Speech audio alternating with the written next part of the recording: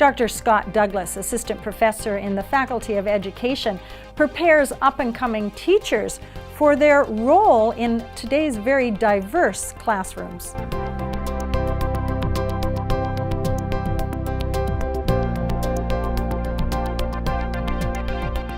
Teachers, as they're moving into classrooms today, are facing more and more complex environments with students coming from many different ethnic backgrounds and cultural backgrounds, language backgrounds. For example, in Vancouver or Toronto, you're looking at some classrooms where over 50% of the students are coming from additional language learning backgrounds.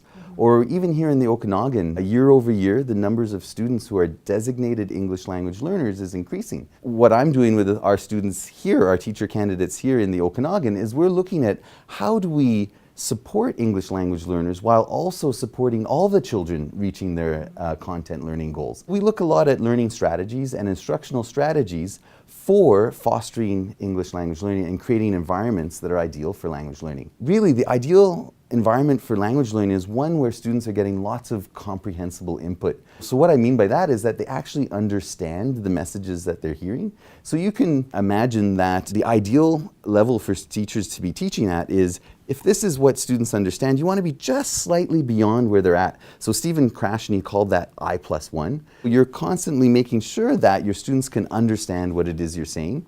What you don't want is, here's where the students are at, and then phew, you're going right over their head. We would call that like I+20, right? Mm-hmm. Because at that point, really no language learning is taking place, or content learning either. As well, though, hand in hand with that, Stephen Krasny would also argue that the students need to not be anxious or stressed out as they're learning. So you could remember maybe in your own French learning where you'd be in the French classroom, you know, the teacher's going along the line with all the students, having them read out loud. And as they get closer and closer, your heart is pounding and thumping. That still happens to me. Exactly. But the thing is when you're so nervous, really, you're not listening to the teacher. You're not listening to the people in the classroom. The French isn't going in, right? And so we're looking at how do we mitigate all that anxiety so that students feel comfortable, safe, and they're able to learn language. We go with the teacher candidates and we go straight into the classrooms, and we look at how it is we can best support English language learners while helping everybody.